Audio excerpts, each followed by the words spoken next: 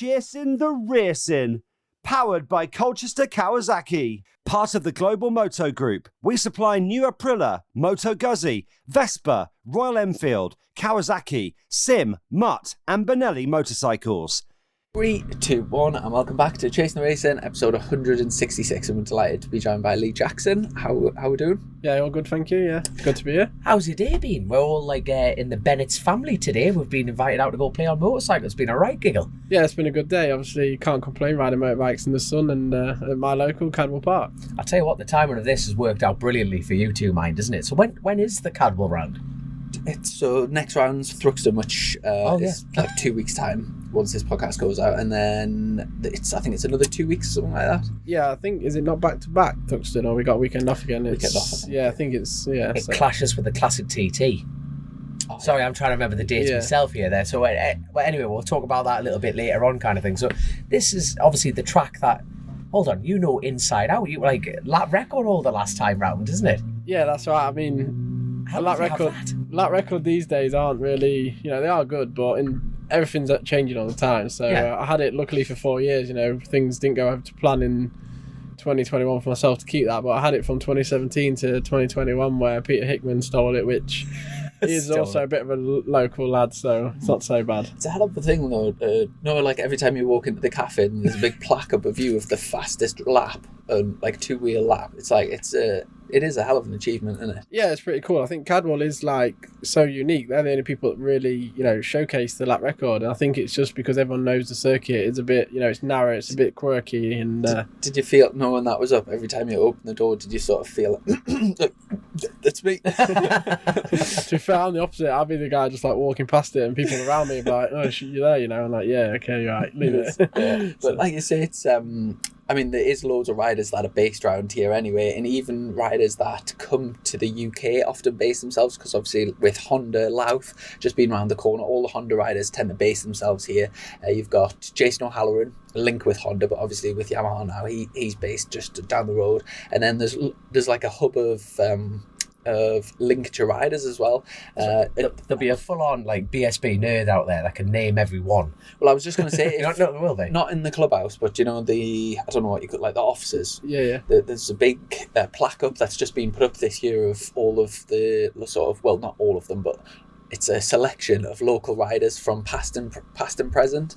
Yourself's up there, and obviously they're the Lowe's lads, and there's a few Boasties up there, and there's a few sort of highlighted, but it has people from Lincolnshire called Yellow Bellies. Yeah, well, somehow I got the nickname of Yellow Bellies somewhere. Do you know where that comes from? I should know, but I actually don't. I've been told it before, but yeah, the Lincolnshire nickname is a Yellow Belly, and we have actually got our own Lincolnshire flag. So yeah, I've seen that. It looks a little. So Katie Hand runs it on her thing. It looks a little bit like a South African flag. Not exactly but similar colours and stuff. Yeah, it's green and yellow, and there's a little bit of red in there. Yeah. Yeah. But I'm not talking amongst ourselves. I'm looking for yellow bellies here. So it's, I'm as in where the definition comes from. Yeah. Speaking of nicknames as well, you get Lee Bob, but you're not christened Bob. Bob's not your middle name. No, is it? What's Lee Bob from? My uncle, he raced, but also obviously growing up, I was called Lee and he's called Lee. So as a child, to make it easy for me, I got called Lee Bob, and then somehow just random or not well, yeah, it's random. Yeah, I think it's.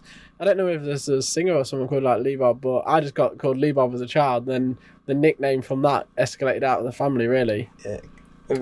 I'm still working. You keep talking, kids. Okay. Yeah. Well, because obviously when you first started racing at sort of 12, 13 in the Aprilia Super Teens, that you were sort of 1 year ahead of me at the time. So obviously we've kind of went through together. So I know your racing history really well, but obviously a lot of the listeners won't. So we'll kind of start from the beginning. So from a racing family, obviously you just said your dad and your uncle both raced, and obviously your grandparents were really into it as well.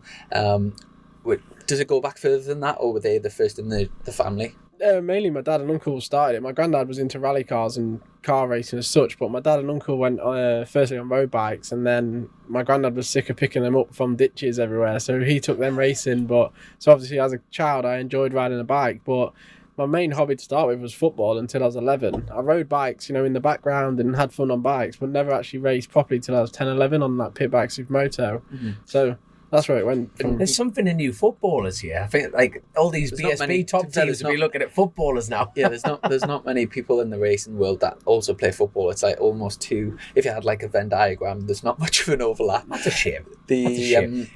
Go on. No, I was about to say. Remember when Gary Dunlop set up the charity football match? We need to do some. There needs to be something like that again, in my opinion. What? Like a football game or something like. Yeah, but just in general, the sports don't really clash. That's what I mean. The fan bases don't really cross over very much. So. But you get BSB fans watching a bunch of BSB riders kicking the shit out of each other. Like a rugby game or something like that. It would be great crack. Speaking of your dad and your uncle, I know they're obviously involved with like the BSB side of things, but they also did like Grand Prix wildcards and like begin the 250 days and that sort of thing. Obviously we will mainly talk about yourself, but give us a little bit of a rundown on like your dad and your uncle. Yeah, so I think it was 99, 2000 they went into British Championship, and then like back in the day, I wouldn't say it was easier to get a Grand Prix wildcard, but my uncle rode for Paget's Honda on a 125 and 250, so he wildcarded at Donington Park, I think in 2001. So, and along with my dad that same year, who wildcarded for like my granddad's team as such, because my dad always stayed in the family team. So they wildcarded the British Grand Prix. I don't think it went too well for either really, but the name was out there with some of the best riders in the world at the time. Was it really competitive between Gary and Lee, or was it was one definitely better than the other? To be fair, my dad won't mind me saying this, my dad would always tend to, if Lee was doing well and my dad was struggling, sometimes he'd pull in and watch Lee, and then 9 times out of 10 Lee might fall off, so that was both their races ruined. But my dad always probably was better than Lee in the wet, but Lee was a bit more of a determined rider and he crashed a lot more than my dad, to be fair. So there was probably two aspects of either one of them had a better characteristic than the other. So mush them together, we would have had a GP star. I'd say I am a little bit of either one of them. My dad was pretty smooth, pretty calm, and then my uncle did have a crash, but he'd always push 110%. So yeah, I do try to see myself moulded as one of them. Yeah, fair enough. And in terms of the crossover from them racing to you starting, were you? And I know as a child you were obviously going to be in the BSB paddock, but at what point was there like a gap after they stopped racing that you started, or? Not really. I mean, it was 2007. I kind of was looking to get into racing, and at that point my uncle was still in Superstock 1000. So 2007 race of the year at Mallory, I had to go on a Aprilia Super Team bike for the first time, and then that followed on to the next year where I joined the Aprilia Super Teams. But 2008, really, my uncle still was racing quite competitively at British Superstock 1000, so my dad was his mechanic, so I mainly went and helped, and I didn't help, I watched really. So 2008 was a bit of a bit and bob year, but I managed to get myself there or thereabouts in the Aprilia Super Teams. But the main break for me that year was the very last round. I think it was Donington Park on the Saturday, and then Sunday was Mallory Park, and I think Thundersport switched the events round to get 2 rounds in, and I was meant to go on holiday with school that weekend for like a Spanish trip or something, but I decided that I didn't want to go to Spain. I wanted to go race my bike, and I feel like that was like my best weekend of that year, even though I hadn't raced much, and it kick-started me then for the following year. Because that's where like our paths overlapped, and I weirdly remember this. I don't even know if it was like Facebook. It might have been before Facebook, but it would have been like Bebo or something. But we actually spoke before. So like somehow you found out that I was doing Super Teens the next year, and I remember you sending us a message and saying, "Oh, like Mongol races and whatever." And so when me and my dad first turned up for Super Teens, we got this bike and bought like tyre warmers and stands and stuff, but we'd literally never been to any of the circuits. We didn't have a clue about any of it, and my dad couldn't get the tyre warmer on, and your mum came up and like showed him what to do.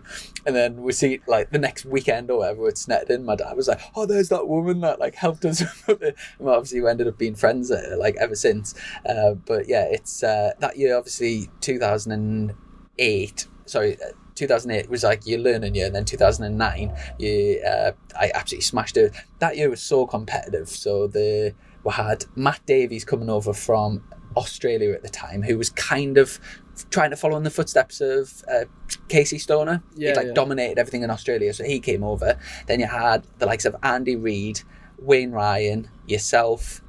I'm going to forget some. Connor Tagg was, and there was a proper handful of riders, and they're just absolutely killing each other. Danny Murphy, and it was like when I'll get my sister to put a picture up, but we did a thing at Donington where we're all on the same bikes. There's like 44 of us, and where we threw the hats up in the air. Oh yeah. And you just think like, what an amazing opportunity that we both had, and with other people, like to be doing that at that sort of age. Yeah, it was cool. I think obviously it made it very competitive in the fact that we all had the same sort of bike spec. We all, even at one point, had the same levers and helmet and the nitro stuff. Yeah, it was all locked in nitro levers and helmet that weren't the best back then, but it made it the same for everyone, and we all had to ride the bike and prove who was the best really. But going back to that 2008 or maybe 2009, do you remember that at one point I made like some pitboard like decals for like, I think you and Josh Corner? Yes, yeah, you did, I remember that. Yeah, it's funny now because Josh is making all my stuff. Yeah. Josh actually kitted my whole garage out with he designed it and then sent it over to Gareth at XL Signs, and then we all just like had an all-nighter and got it all kitted out. But Josh actually sponsors me now. Oh, nice. With his loads of cheddar. Very kindly helped us out, and but it's great how like we all started as kids, and then we're still all friends, and same with like Tommy Mountain, who was racing against us both and then sponsors us both. That's it. Yeah, which is cool. So what was like the time like transference between pit biking? How long were you on a pit bike before you jumped into super teens? What was probably like so back then the pit bike scene was like the one I did was like the winter series, so it's mainly like the end of the year series. So I think I did like 2 winters, and then the same winter I was like 2007 winter I did that year, and then went on to the super teens the following year. But pit biking is something that I've stuck with purely from back then. The memories of riding my little pit bike at Wilton Mill, it's something that has gained my racecraft to today really. Because I was like, you were saying that obviously it wasn't that popular then, it wasn't so accessible to get a hold of pit bikes, that the pit bike scene's just gone mental, especially over the old COVID there. It went through the bleeding roof, man. And then, is it dying off a little bit? So this is a bit off subject to your career. I'm just thinking like talking about pit bikes now. Yeah. It's definitely a big part of my career, but the pit bikes back in the day, it was mainly the Chinese pit bike that everyone had, and we all had pretty much the same thing. It was, but these days now, the pit bike scene, there's so many variations, there's so many people that brought different bikes, and I think there's been a bit of a lull because there's no one, I don't know, it seems like we're struggling for tracks in the UK anyway as it is, but then the pit bike scene's, getting crossed over with like Ovalis, and it's just got a little bit out of hand, I think, at the minute. I think there just needs to come back in line and, bring calm down a bit. I know you're both like quite have been quite involved with that sort of paddock. I don't know much about it at all. But do you know, if you were to have a child, like if you had a kid now who was around the sort of 10, maybe say 9, 10 age, you've obviously got the choice of pit bikes, the thing Ovalis, is it Bucci's? Yeah. Bucci's. You've got that with pit bikes, metro kits. Which route would you pick to then, with the goal of like making them into like giving them a good career in bike racing? Which route would you? If you had what? For me, that's a hell of a good question. Not actually. If you're going to have a kid, what would be the best way and the quickest way to do it? I think I don't know, like, because for me, I think growing up on a pit bike helped a little bit, because when I was first getting into, fast forward a little bit, into 600 racing, riding a pit bike with the likes of Richard Cooper, Barry Boyle, like at the time I was 15, 16, and they had obviously had a lot of experience, so getting battered around by them boys brought me on a lot, and the undertaking, the overtaking, it just brought me on. But I think now I think I'd want to put a kid on a pit bike, because realistically they're not the best, so you got to learn to ride something that's not brilliant fast. Yes. Then the step to Ovali, but obviously time to come, things are going to change. I think, did you have a Metch kit? Yeah, see, I never had a Metch kit, but I tried a Conti, which is something similar, and I didn't like that. Purely, I think it must have been the 2-stroke vibe of that at the time that I didn't like. So I think there's just a lot out there at the minute that's got a bit out of hand, and I think for me, I'd go pit bike route first. And I think, if obviously I can't guarantee my son or daughter's going to like bikes, but a pit bike is something that you can pretty much buy once and keep for life. Like, I've had my pit bike 15 years, and it's like triggered bruised. That's it now. It's in the garage. It's been black, white, red, it's everything. So it's had 7 frames, 18 wheels, 20,000 bearings. It's done the lot. It has, So and going on from the super teens, 2009 year, right into the last race of the season, almost won the championship, and unfortunately just lost it by the skin of your teeth, really, to Wayne Ryan that year. Yeah, that's right. Yeah. And Wayne Ryan, for those that don't know, Does that still hurt? The exhale in your breath there was like, yeah. No, I cried on the day. I'll let that one go there and then.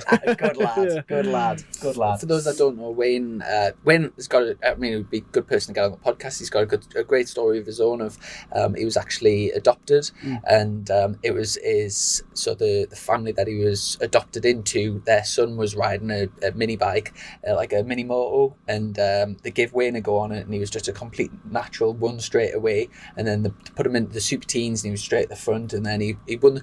And after winning the Super Teens, he then had a fantastic opportunity with the Racing Steps Foundation, going over to the European Championships. And unfortunately, it just that dream didn't happen. It was a little bit with.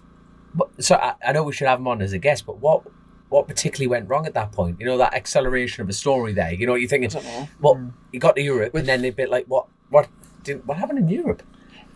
It's a tough one, really, isn't it? Because you're speaking for someone else. Yeah, of course. Well, I think that the foundation picked someone up that was. I think his career went really fast, as you say. He was naturally fast, and I think when he won the Super Teens, he was maybe riding for like what is now Tag Honda. I think it was like Sean Winfield's dad was. Jesus. Yeah, so you know he's been in, and then he rode in UK for a little bit on a 125, but I think the European scene can make or break you. Like, you know, for instance, my teammate Rory Skinner went across to Europe. He did a good job, but then he had to come back and go through the ranks through Britain again. And I think it's just incredibly competitive. Yeah, isn't it? It is. Yeah, but it's one of those things. Fraser Rogers had the same opportunity. So Fraser, after winning the Super Teens and winning British.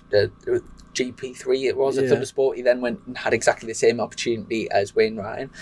Same with John McPhee's been through that. I'm trying to think who else has been racing steps. So Rory has, Kyle. I think Dan Jones in Superbikes now, he's done it as well, and there's been a few people, yeah. But are you talking like you know when you get these opportunities, because obviously you lads deserve these opportunities, but it's like, are they like lottery ticket moments that you're in the right place at the right time, or did they have connections? To be fair, I was in the selection.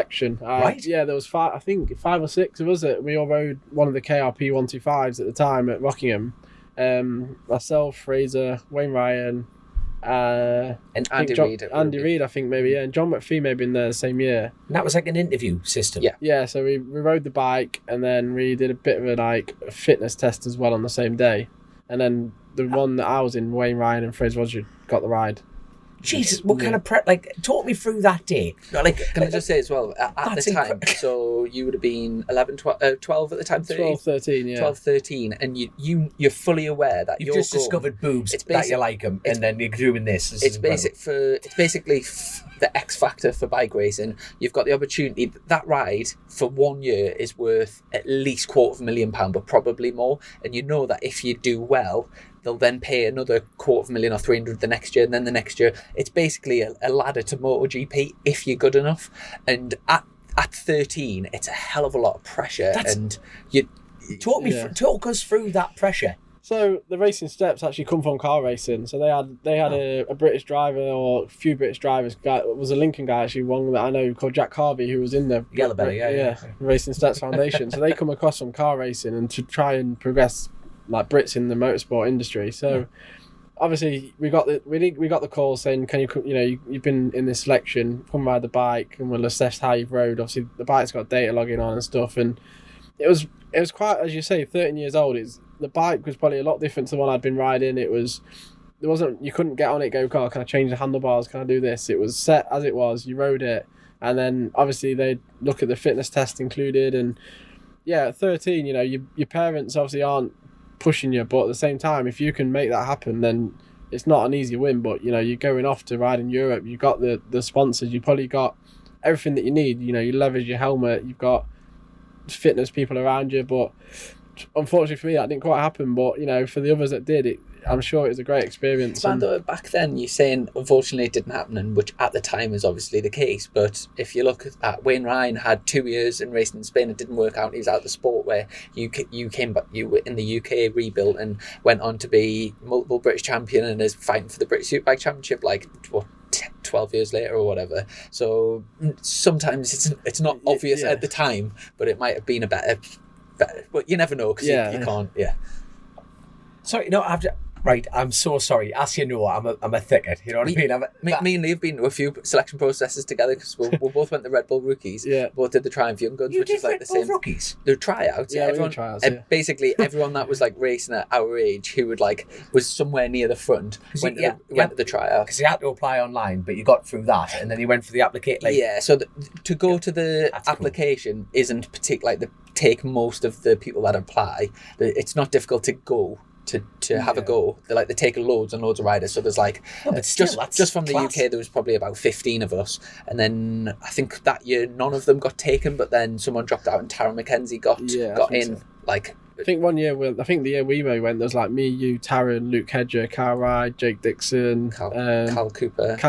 I think Matt Davis, obviously he was Australian, but he went that year. Joel Roberts. Joe Roberts. Who was the American Moto2 rider. He was there. I remember speaking to him because his dad involved with making films in California or something. Yeah, I think his dad or mum, one of them's English and one's American. Yeah, that's it. Yeah. Oh yeah, so he was going in on a mixed thing. Yeah. And then it's quite political because obviously from rookies' point of view, they can't have say if they put the selection process and all the best riders were Spanish and Italian, they can't have the Red Bull rookies all Spanish and Italian. So your nationalities actually. So for example, Jordan Weaven was South African, and that sort of massively played into his hands because he probably wasn't the fastest person there, but they needed a South African rider, so he got it.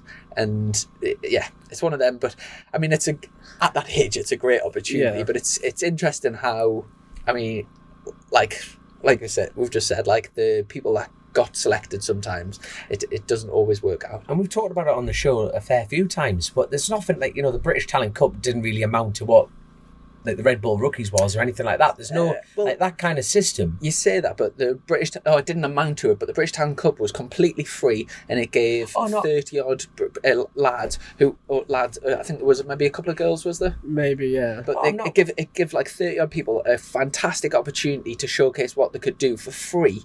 They could crash as much as they want. They've got the best. Everyone's on the same dream. stuff. And they did do. I know when Skinner won it, they didn't follow through with anything. But after that's what I'm not slagging off the British Talent Cup, far from it. But I mean, the other people won it. They got taken. Max Cook, I think, did he finish second to Rory, and he did get.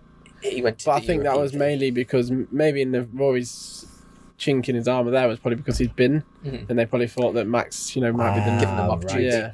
And obviously with what Michael Laverty's doing with the Vision Track, all the Vision Track stuff, that's sort of without that. Kids from Britain haven't really got a chance to a route to MotoGP where they're providing. So if there is anyone good enough in this country who's of age, that will get there with their support, basically, which is fantastic for our country, isn't it? Like you say, I totally agree. What they're doing is absolutely fantastic. But speaking on Vision Track, what Laverty's doing, the lad who wins it this year. For them, what is that next step? So is that actually public? Yeah.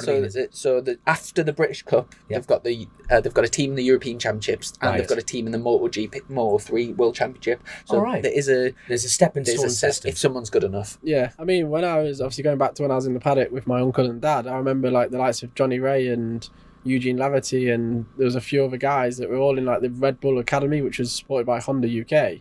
And that was a stepping stone back then, which took them to British Supersport, British Superbike for Honda UK, and then obviously that's been a stepping stone then to Europe for them guys. Thanks for getting us back on track to your podcast, because I ended up just going off on a tangent. That's the point of the pod, it's cracking.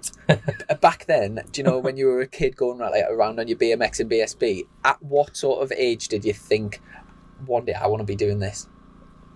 Actually, I don't know. I don't think it was till I was more at the point of riding. I think I used to be the kid that honestly the Alpine Starman that was in BSB back then for Johnny Ray, Michael Laverty. I mean, he would have his van here for them guys, and I was a little kid on my BMX, my woolly hat on. I'd be like, mate, can I have some knee sliders, please?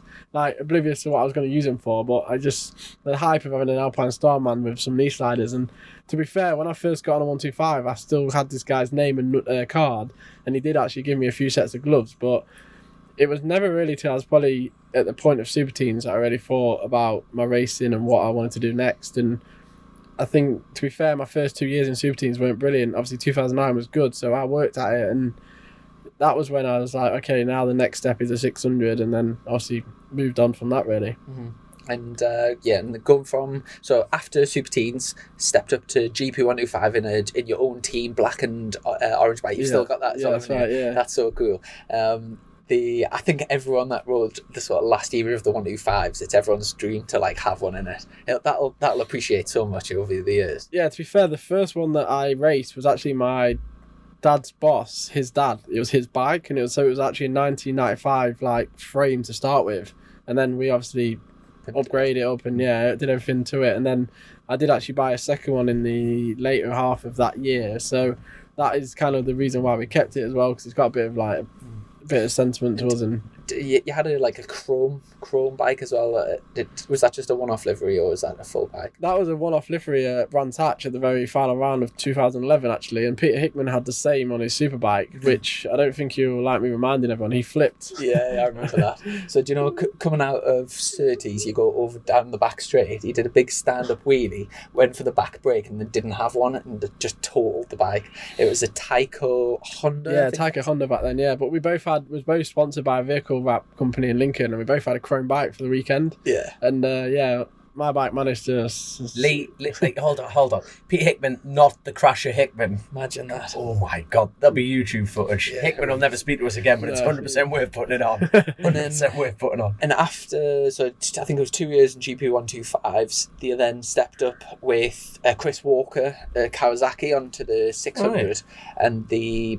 Can I just put in that? That's because someone beat me to the... Me and Chrissy went for tryouts with the Triumph Triple Challenge, and we both got through to the last three, because there's a guy, Adam, I can't think of his last name. We all got to ride a Triumph at Thruxton, North Gloucester round. Yeah. And then obviously Chrissy got selected for the following year, so I had a new plan to go into stock 600, which wasn't really my mum's biggest choice and like the biggest fun back then, because it was a bit of a chaotic class, but... Mm-hmm. Didn't turn out too bad in the end. Yeah, that's another thing where, you know, when we're going through about these opportunities, that at the time it might have felt like a disappointment, but it was kind of the best thing that ever happened to you, because obviously the following year, and you'll have heard me mention this on the podcast numerous times because it's such an amazing stat, but that first race of the season, you got lapped and you went on to win the championship that year. And for anyone that's doing stock 600 at the time, like now, like that sort of gives everyone hope, doesn't it? Yeah, I mean, I think Jake Dixon won at Brands Hatch Indy, and I got lapped. And I remember coming in and my dad being like, oh, okay, it's gonna be tough. Yeah, but yeah, it's quite incredible, really. Do you know that? So that race is also interesting because it was one of the only times where a team's done 1, 2, 3. So it was Jake Dixon's first ever race in stock 600. He won it, and then James Rose. Rose, isn't it? James Rose and James Lodge, second and third, and like I say, and one thing that I would say like stands out about your career is you just the consistency of like you just keep coming back, and like you've had some knocks and it definitely hasn't been plain sail, and you've never had like at one point in your career someone's just scooped you in and given you like a crazy opportunity out of the thing. You've just sort of chipped away, and like if you look at what you're doing now, but going back then, like after, you must have thought like after that first round, bloody hell, this is going to be a terrible season. Yeah, I think the biggest thing that year was it was a bit of a bonus. Chris had his Chris Walker race school, so I was obviously racing, but then at the same time I was riding a little bit in the week. You know, we're helping instructing at the time. There was maybe a ZX10 that I'd jump on, and it was mainly to go out on the crash bikes that the customers had just crashed. I'm there jumping on these bent bikes. I'm like, yeah, it's all right. But I think the fact I was riding every week helped progress my riding. I think when I got to round 2 was Thuxton that year, and I finished 15th. Then round 3 I was 10th. And then actually round 4 was World Superbike Donington, and I finished 4th in the race, but someone got disqualified. So I actually got on the podium, but I didn't get to stand on the podium. Different, yeah. So it was the year progressed quite nicely, and I actually still have that bike, and I didn't crash the bike once all year. The only crash I had all year was at the race school, where someone crashed going into the hairpin as I looked in the rearview mirror, and this bike's coming at me and took me out, and I took the biggest bang to the head. Luckily not knocked out, but it was the Wednesday before the sport race at Donington. And I remember FP1 going out and turning into the old hairpin and just being like, like wincing, thinking there's a bike coming at me. And it took me a few laps to just like chill out and not worry that someone's about to skittle me. So, just that year, you must have been on some sort of deal with the school where if you, like selling them tyres, because you used to come around at the end of the weekend with like them trolleys collecting everyone's tyres for the school. That's Can you it, remember? yeah, I do, yeah. And yeah, obviously went on to win the championship that year, which was just like I say, amazing.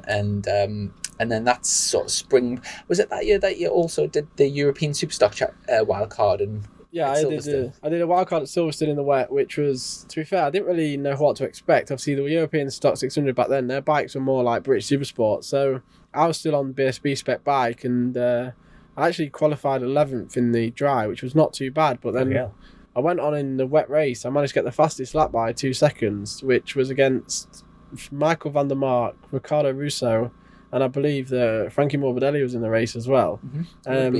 He thinks he knows fine. Well, he's got it printed out on the wall. On the podium, there was you, Van der Mark, and Russo. Yeah, so I didn't really. The race got reduced to 5 laps after a red flag, and I passed Van der Mark for second into the chicane because it was the wing was the start and finish straight back then. And I didn't realise it was the last lap, to be honest. And Van der Mark took my front wheel out of my hands basically across the line. So it was a bit of a big move, and after the race, his team boss come over and he was like, "Oh, sorry about my rider. He's a wanker," basically. Really? Yeah. So just like having a laugh and joke. And then later in the year, after finishing top 3 in BSB, Pirelli paid for the top 3 of Stock 600 to go and do Magny-Cours. And when I went to France, I raced. I think maybe Alex Olsen or someone else did come along and did do the same race, but Van der Mark actually turned me around in qualifying to apologise basically, I think, so that helped. But again, Frankie Morbidelli won the Pirelli award because he was a wild card as well, so that was quite a cool thing.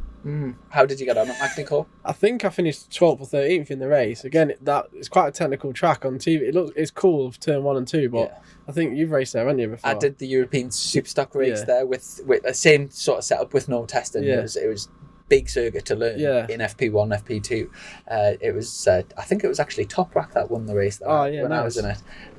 But like I say, I think that was the only similarity, the fact we were on the same grid. Other than that, that's where the similarities ended, to be fair. It was the middle part of the track was quite technical, the big long left-hander and stuff. But that was a cool year, to be fair. Once everything had settled down, it was quite crazy, really. You've been around the block, haven't you? And this is a clash track because you're both on the same story. In the scheme of things, of seasons of highs and lows, though, that from where it started to where it finished, that's such a progression. And I guess do you put that quite a lot of that success down to the Chris Walker school, or is it? Go on. I think it helped that I was riding every weekend. Obviously, my dad mechanicked on my bike, and my uncle worked in the Bill Bay Superbike team that year, so he would help crew chief it as well. So, and Chris being in the background, there was a lot of influence and a lot of help coming in. And I think the riding at 16, you're not getting much track day time on a 600. So I think I rode every weekend on pretty much a similar bike, more basic but similar bike. I think that just helped progress the year on. And BSB at the time, there was, like you say, Jake Dixon, there's a lot of good riders, so it definitely helped me just have the edge at certain tracks. And I think maybe Jake crashed a few times and we had some close racing, but it definitely helped, push me to win the championship. Yeah, and after winning Superstock 600, the opportunity at Bill Base came in Superstock 1000, and obviously with your uncle working in the team, it was like a sort of a nice foot in the door. And what year is this? 2004. 13 was the first year. Was it? Yeah. So 2013, and back then the BMW was quite. It's renowned. Yeah. It's renowned now as being one of the most technically advanced superstock bikes. But back then, it was going into new territory with electronic suspension and that sort of stuff. But it was sort of Gen 2 then. It wasn't refined. Mine was actually called the HP4. The first one I rode was 2013 was the HP4, and actually, it was quite a cool bike. Initially, it had an electronic suspension, as you said, and they try to make you run that for a few rounds. I think I ran it for maybe round 1 or 2 at Brands, and I remember doing finishing 6th on it, and it wasn't too bad, but then it did try and kill me twice. I came to Cadwell once, and up the back straight at Cadwell, as you go over the crest to brake, it folded the front on me there, because as I went to brake, the forks extended instead of shortening, basically. Yeah, and the bike And I remember Joe Collier being behind me, and he was like, I don't know what you did there. And I was like, me neither. But the bike slid, hit the recticell, and actually bounced back and knocked a marshal out because it obviously was carrying some speed. So that was one of the best moments. And at like 17 and being on a track day, and you walk off the track and there's a marshal knocked out, I was like, whoa. So that took me a bit of time to get used to. And then it did the same thing at Alton Park. I went into turn 2 at Alton, top of Cascades, exactly the same thing. It extended as I braked and folded the front on the left. And I just remember the bike coming back in the front of a JCB bucket, not looking brilliant. And I had to ring Stuart Hicken and be like, It's happened again. I've crashed your bike. And he's like, oh, no, don't worry. I was like, no, I've wrecked your bike. He's like, oh, okay, let's evaluate the damage. But yeah, it wasn't brilliant. Were you paying crash damage at that point? Luckily, I wasn't, to be honest, because that bike was basically right. Otherwise, you wouldn't have been laughing. Yeah, I wouldn't have been laughing. Have you ever ridden a bike with electronic suspension? I don't want to either after this conversation. It's essentially... It's difficult to describe it. The suspension feels very... Because it reacts to how hard you brake. So the harder you brake, it then opens and closes the compression and rebound. So it's supposed to... I don't know. Do you think one day that will get so good that... Of course it will. Yeah, I think it'll come back. 'Cause I mean, off topic completely, but they've started doing mountain bikes now with electronic suspension. Really? I mean, yeah, there's Giant have done one. So there's obviously... For competition or just like leisure kind of thing? Well, like the new Giant e-bike is electronic, like rear shock and front fork. So you'd think that the technology in motorbikes would come back round where they'd want to have it. Weird. Especially with now how all the bikes are standard, pretty much got traction control, and you can pretty much get an app or something to... Can you... I tell you, I've got a really, really random question, but can you see BSB rules changing?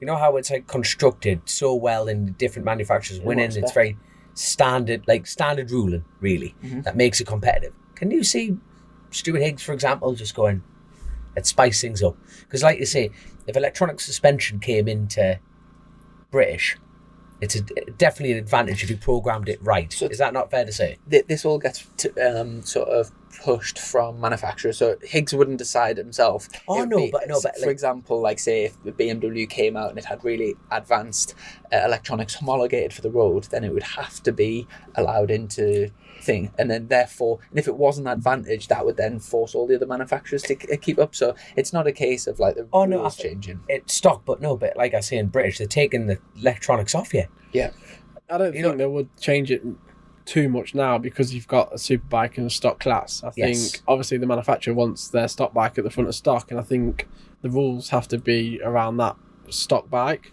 Yes. Whereas superbike, obviously, a superbike you see the gold forks or the different swinging arm, and although they don't have we don't have the electronics, I think at the minute our championship works well. Very well, yeah. That's what I mean. So like I say, can you see that changing?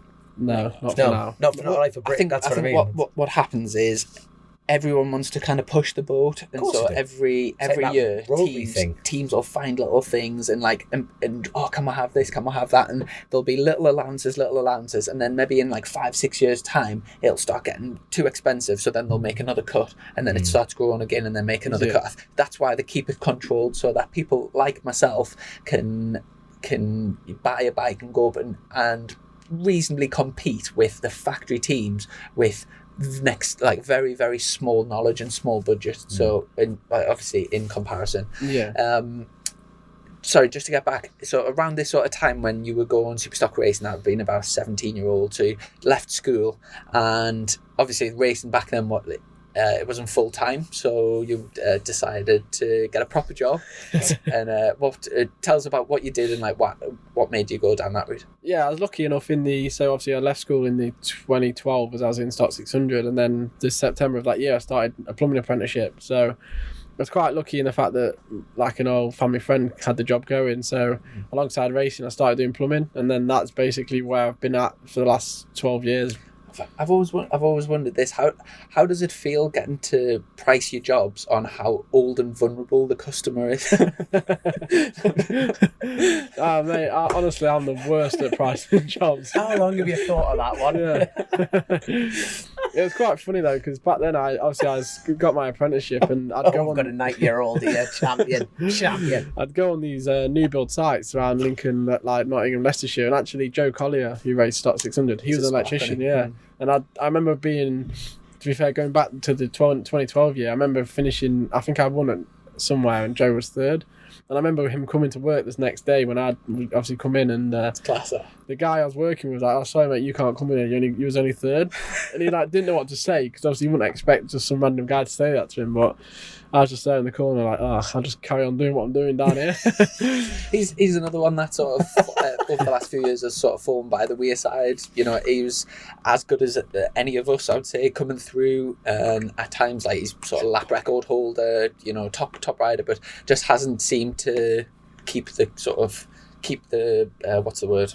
Yeah. Yeah, it's him. Andy Reid's another one. Like all these lads, you'd have to say they're like, if you said skill level wise between like yourself and them, you know, there wouldn't be a great deal in it, but it's just interesting how some people, it's such a hard sport to keep going in it. Yeah, like it is, injuries, the financial thing, you've got to be so committed, and so many things have got to align. You've got to be sort of lucky and have breaks and have this, you know, meet the right people at the right times, and it's all customer base. Yeah. What would you say your secret to keeping on track and keeping racing is? I think for myself, I try and pride myself on my dedication of working hard, obviously in the gym, but also at the racetrack. I think in recent years I've had to kind of change my riding style to keep up with what's going on in Superbikes. Like I never used the rear brake until like the start of 2020, and even just using the rear brake, like bringing that into your riding to keep on top of your game, and you know, up in the gym work, up in the off track riding. I think that's all obviously accounted for it. And for me now at the minute, I still work alongside racing like part-time, but not as much, and I think that's another factor that's just giving me that extra couple of percentage to help me fight week in, week out.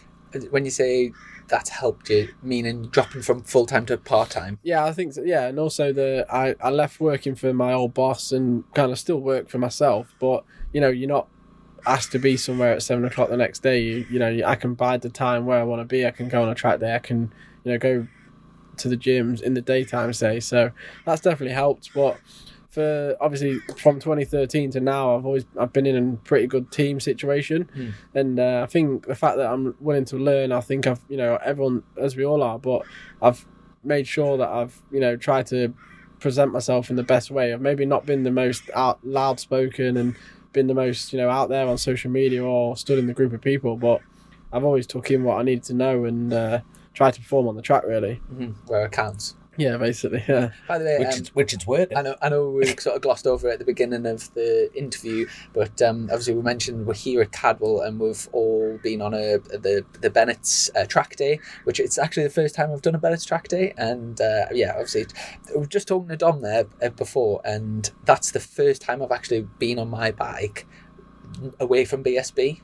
So like I've not done track days or anything on it, Spanish testing or anything. First time I had to go on it was at the official BSB test, and then it's just been BSB. So it's actually been really nice to like just ride and like not think about like setting the bike up and suspension and like times and all that sort of stuff. Just I had the same tyres on from the race at Brands and just been on there. I mean, that was a X, which is supposed to be like a qualifying tyre. It's done 20 laps at Brands, and then I've done 5 sessions today on it, and it's been, I mean, obviously it was going off, but it's like going off. Yeah, it's going off. There was it's more nice. black lines in there than a tarmac as pants, man. It's nice to just ride your bike, isn't it? And just maybe like understand it in a different area where you're not fully focused. It's just nice to just ride in a slightly different manner, really. Yeah. So going back to the racing, so after stepping up to a stock 1000 and doing really well straight away, like 17, you got rid of the electronic suspension and went to Bitubo back then, because Hawk were the Bitubo importers. Yes, that has over the last few years switched over to PR Racing, so back on the BMW build-based BMW it was. It was back then. Yeah. And go through your Superstock history, because obviously in and out a few times. But sorry, before you answer that, I'm trying to think. What championships have you won up to this point? Stock. Just stock 600. Just stock to be fair, yeah. Sorry, So you've done really. so much in this little interview. I'm trying to think. So I won a pit bike championship when I was. That's 2 happy days. All right, carry on. Yeah, like you were saying about. Yeah, stock. so 2013, I had a pretty good run in that season. I think I did get one. Did I get one win? Maybe got one win at Thuxton that year. Can't remember. Maybe not that year actually. I maybe just had a few podiums. I had a podium here at Cadwell, second. Then following year, just quickly touch on that. That was the race that Tommy Aquino won that race. Tommy Aquino won, who sadly passed away like a few years later. But American lad came over. He was racing for WD-40 at the time, and it was his only Superstock win, I think, was. Yeah, it was. Yeah, to be fair, it was. I think he gelled with the circuit, being a bit more like the American style, and he had good pace. I remember the race. I think I was battling with. I can't quite remember who it was, but I was slowly catching the gap. Simon Andrews. Yeah, maybe, yeah. And then, but he was just like long gone up the road. But yeah, that was a good race. And then that year, Danny Buchan was in and out maybe of the championship, and then I think Jason O'Halloran was still in it that season. Then 2014, stayed the same team, slightly new bike, slightly different characteristics, the HP4. And then I was basically in contention for the championship fight with Danny Buchan and Jason O'Halloran, which all year long was a pretty intense battle, and various other people. Took a fantastic race win at Thruxton, and it just came down to a last lap battle through, do you know, Church? It's like the fast right-hander coming onto the back straight, and I think it was Jason leading at the time. He went completely sideways but pinned in. It would be in fourth gear, just complete. The tyre had gone, and then Lee got the jump on both of them and took first maiden win. And obviously to be battling with them at that sort of stage of your career was brilliant. After that season, did you stay in stock 1,000? I actually, in the middle of that year or later that year, I got a wild card at Assen on the Superbike, just like a one-off ride. I think that year, I was on a black BMW at Assen and I think I actually finished 9th in like a damp, iffy race. So I had like my first taste of a Superbike, which was pretty cool. And then the following year, as the first year round, I went to Superbikes full time for Bill-based BMW, basically. And back then, run us through the teammates that you've had while you were at Hawk. So 2013 was James Westmoreland and John Kirkham. 2014 was Richie Chianari and I think James Westmoreland that year. And then it was the same in 2015. It was James Westmoreland and Richie Chianari. And then halfway through, maybe was it just me and myself and Keogh in 2015, and then halfway through that year Richard Cooper joined us after he'd broke his arm in 2014, and then he'd come back in 2015 at Cadwell, and he was our teammate then, so it was a free bike team then for the rest of the year. Was that the first time you met Coops? Because you're like a gang, aren't you? It's class. You go pit biking together. You're a proper little unit. I think so. Richard was actually my uncle's teammate at Bill Base. Oh, right. And to be fair, Richard's a typical Nottingham lad. He gets about, and at the time I think my uncle was like, get towards the end of his career, and he's like, don't like this guy. He's trying to beat me, and as an older racer would. And obviously that's when I kind of first met Richard, and then. From there, when I started pit bike racing, that's it, I was only taller than him back then as well. So we started pit bike racing, and then we just like through there, helped me out a little bit on the 125 and then 600 and stuff, and it just was from there on really. Just obviously never raced with each other until 2015, and then just that's where we first met really. So he became mine and Keogh's teammate in 2015, and what was Chianari like as a teammate? Twat, I was going to ask that.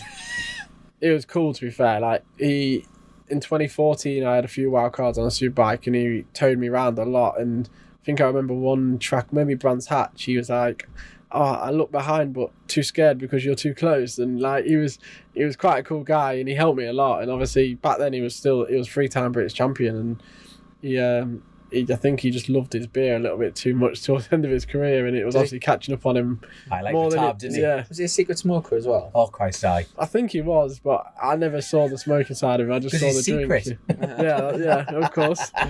But yeah, he did like his drink, and he was a good teammate, and he was a nice guy. Yeah. Did you ever see him like absolutely smashed? Yeah, I remember that we went to the TT in 2015 or 14 on a private plane, one of his sponsors, and he got absolutely battered. Was there for one day, and there was in the beer tent there was like a beer chart of like how many beers you drunk, and he was like, his face was gone, he was on his tiptoes like, look, I've drank this much beer, and it was just so gone. But he didn't care. Like obviously at that point I think Stuart Hicken was in the paddock with Michael Dunlop, but he didn't care. He was like just gone. And then he went to see the Mugen guys, and then he was trying to be all serious like, and trying not to be pissed, but it just was not easy. Yeah.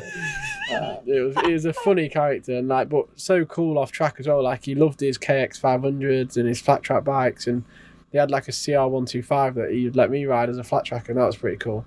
So it was like, it was a nice, like, down to earth guy behind the scenes. You know, when you were getting towed off him, like, at what point did it sink in that I could beat him? Did you ever feel like you could beat him? You know what I mean, right? What was? Yeah, I think there was a couple of times. I think at Brands Hatch, I remember towing off him, and I was like, not out of control, but I was like a bit out of my depth here. But I just dug in for the qualifying lap, and then like at the next round, I'd do the same, but you're a bit more in control. And then maybe he was having a bit of a bad race. Well, in 2014, I don't think he had a bad race until the last round when he broke his collarbone, but he definitely inspired me, I think, because he was so smooth and the bike didn't get out of shape too often. It just helped bring me on without really, pushing too hard. During the time that you're at Hawk, obviously Hawk are big players in the road racing world. Which was that, like Michael Dunlop? Who else has ridden for them while you were there? I think it was just mainly Michael. I went over to TT while Michael was there, 2015. Was that your first time on the rock? 15 maybe was, yeah. I think it was, yeah. So that was quite cool. And obviously Michael's obviously a serious guy, so I stayed in the team lorry but got out of the way, but it was just felt so different going to somewhere like that and being in the team with someone that's riding. It was quite cool, and getting to know Michael as well. What did you make of all the road, like the TT and all the road racing? I enjoy watching it, but it doesn't draw me in to go race it.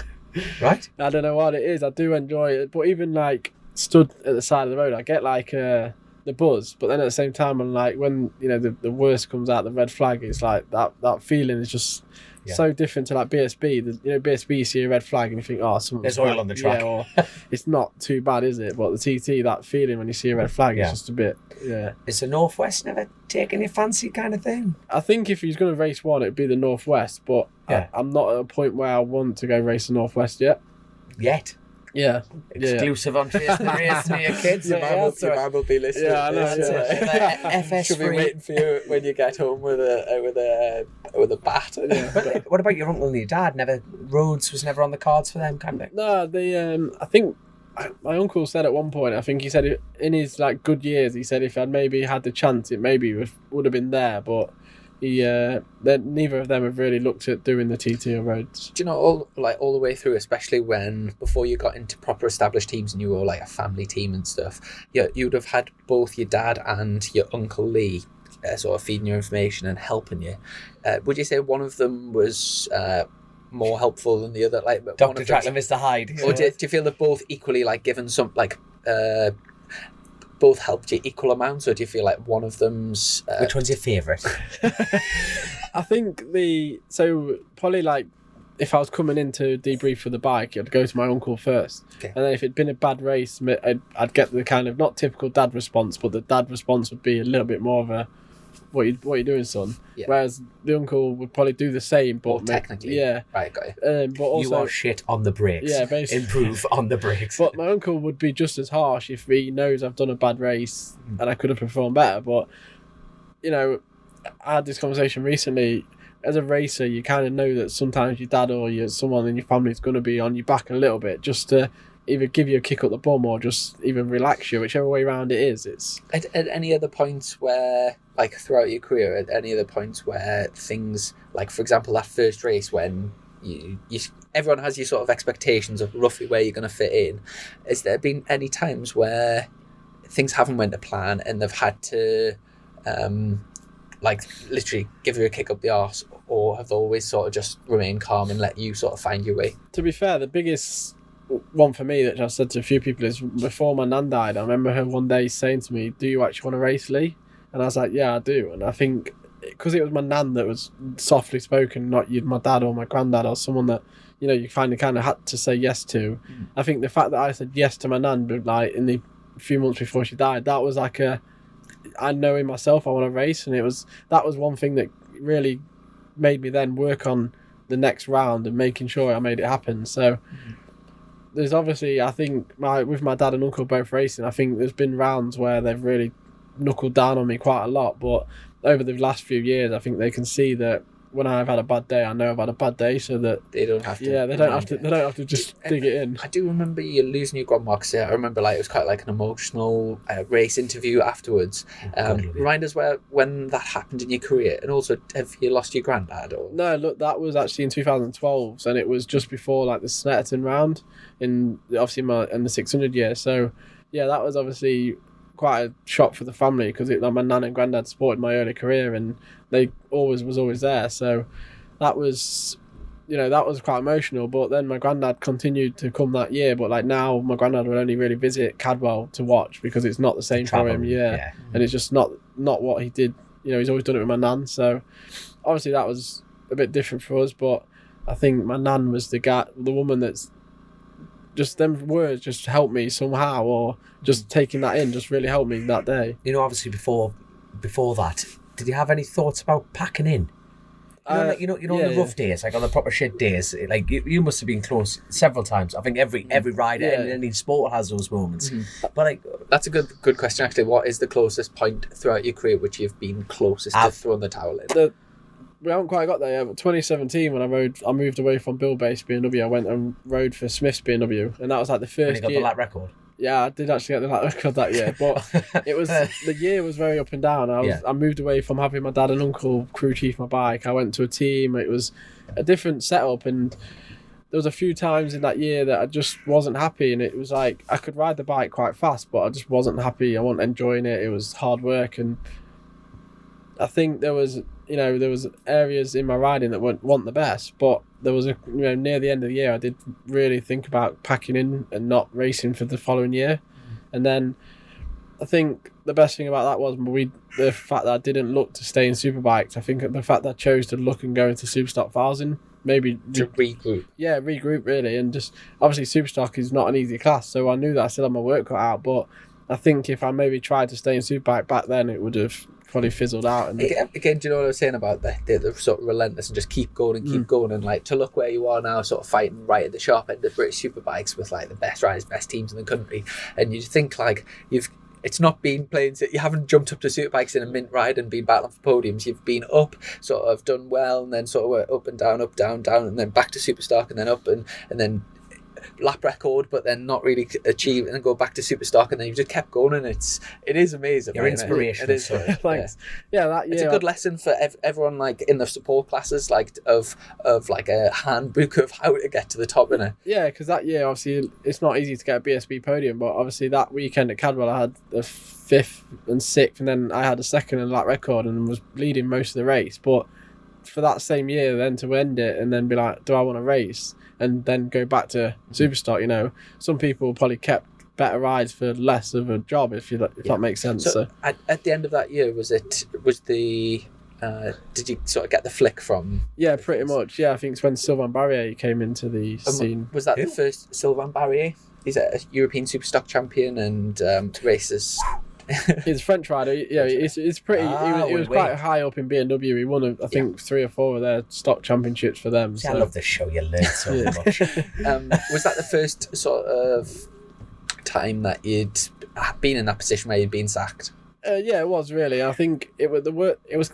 I kind of knew it was coming because they said, "Oh, we'll tell you at the weekend on the final round if you've got the ride or not." Never. And then it came down to the Monday and then the Wednesday. So it was like, okay, this getting the hint. Yeah, the hint was coming, and then the phone call come obviously. So I regrouped, and then luckily, I had a phone call with FS3 about their Superstock ride, and that's when I went back into Superstock and changed manufacturer as well for the first time. So I was going on to Superstock on a Kawasaki, which I'd never rode 1000 before. Mm-hmm.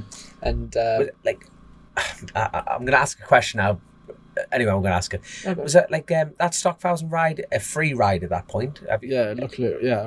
Oh, that's good. You know what I mean? Like that's not an inappropriate question for me. It's just you look back in the day and everyone got paid. Yeah. And it is so. You know what I mean? You're thinking, you keep climbing, you're spending, and it's like it should. Lads of your calibers shouldn't have to pay, but unfortunately, that's the way the world. Yeah. And then from then, sort of regrouped in Superstock. Did you do the 1 year or 2? I did 2 years in Superstock, but even like the first few rounds in Stock 1000, I'd like round 1 at Donington, I was like 11th or 12th on the Kawasaki, and I remember another team manager from a Kawasaki team that year ringing my uncle like, "Oh, what's up, Lee? Can Lee not hack the Kawasaki? Can he not get used to a Superstock bike again?" And then my uncle's like, just give him time, he'll come back. And then halfway through that year, his rider got the sack or left that team, and then I got a win eventually on the bike.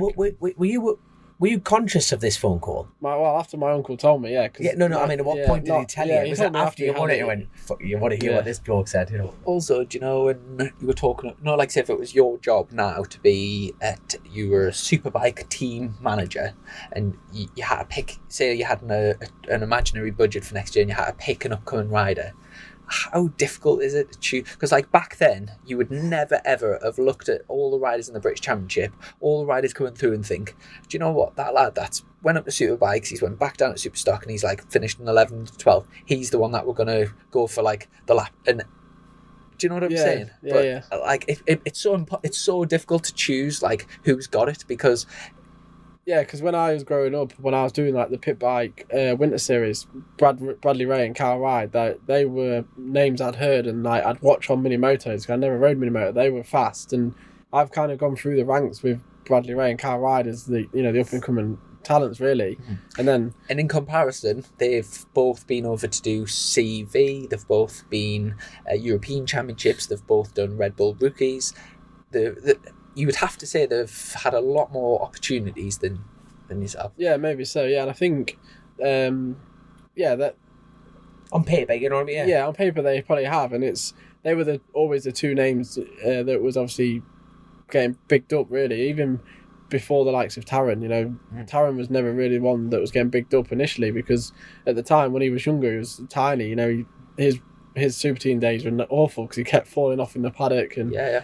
You know, to be fair, even in Red Bull Rookies, out of them three, Bradley Race shined the strongest. Brad was winning races, and like he was dominating at times in Red Bull Rookies. Kyle was sort of mid-pack, and Taron initially was towards the back. Again, you wouldn't have, out of those three at the time, you would have definitely picked Bradley Ray to be the one. Yeah, definitely. So obviously for me to, luckily keep my ride where I have, it's been, a privilege really. But when I went back to Superstock, I knew that I had to work hard to get myself back to, if I wanted to be in Superbikes, I had to work hard. And then 2019, Kawasaki brought a slightly better improved bike out, which was helped matters a little bit. And then again, I was fighting for the championship in the following year, which you was involved in with Richard Cooper and Taylor McKenzie as well. Yeah, it was and a few, I think you got the Alton Park clap. Alton and Snetterton that year as well, yeah. So it's and then obviously back up to Superbikes. A few years now with FS3, and a few years. How many? 2 years? 3 years? 2 years in Superstock, and then 2020 was the first year on Superbike. So no, this is going into the third year. Yeah. Third year in Superbike. Jesus, gold watcher, you man. I know, yeah. Ancient me.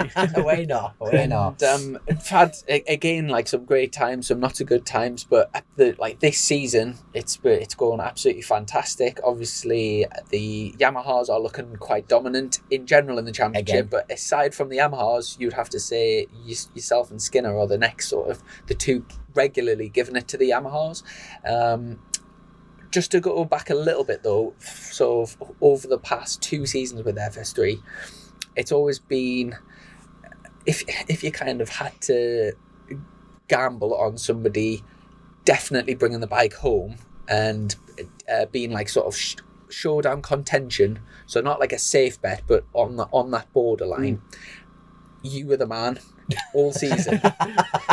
All season until the showdown. The delivery of that was awesome. The last few rounds, like say last year when you just missed out in the showdown, all year you'd been kind of around the sort of 9th to 5th mark. Showdown came in, we're just seeing a different Lee Jackson. He was right at the front, elbows out, aggressive, like looking like he was going to win races. And thankfully for yourself and for your team, you've taken that into this year as well. What was the psychological change that? Because obviously you're the same person, you've got the same bike. What changed? Yeah, I think so. End of last year, I think the obviously first year is not number one rider, but being the older of the two riders. Previous years I've had Danny Buchan in there, or obviously when I was with Kianari, he was the older guy. So obviously I had a fast teammate last year, and I think maybe the point of let's try getting the showdown maybe got to me some rounds, and I maybe just tensed up and not quite rode how I should have. So, like you say, I was pretty consistent, quite knocking on the door, but never maybe was fully elbows out and on the podium. So got to close the showdown. We got slipped off on someone's water. We then had an engine failure, so a few things didn't go our way. But then as the showdown was out of our hands, I think, the team said, well, just go out and prove yourself, basically. And not that I'd been riding probably any different all year, but maybe the just lack of pressure, say, just released that from me. And my bike's been good for quite, last year the bike was good, and this year I've improved it again. So I think the lack of pressure at the end of the year and then finding a bit of a flow, and we changed a couple of components on the bike towards the end of last year, and I think that rolled into this year, which helped. And like you say, our season started off, I was pretty much under the radar at Silverstone. I had a 4th and a 9th and an 8th, so it wasn't the best week, it was in comparison to probably what I had last year, that was brilliant. But I got to Silverstone this year thinking, maybe again 3 8s because it's not my strongest track, so it was maybe a bit under the radar to where it was at Alton. But the season's just rolled on from Silverstone really, and I've had a bit of a tough weekend just gone, but I believe our bike is not as probably, in certain areas it's as good as the Yamaha's. The Yamaha's obviously got its own strong strengths, and but yeah, myself and Rory have really put a fight to them this year. And do you feel like having Rory as your teammate and that competition has helped get the best out of you? Yeah, I think it has. Obviously, he's now the next youngest guy in Superbikes that's probably looking to maybe go elsewhere. So, he's definitely Moto2 choice and stuff like that. Yeah, he's got his Moto2 wildcard coming up, so he's definitely got the talent. And we both have the bike probably set in different areas, but it's both bikes are working really well in the areas we've got them, and the upgrades we've had this year is really working. So obviously he's trying to beat the older guy in the team, and obviously I've got to keep the younger guy behind me as well. So a bit of that's working in both our favours, and obviously we're both 3rd and 4th in the championship and been on the I think we had a podium at every round in the team until this weekend just gone.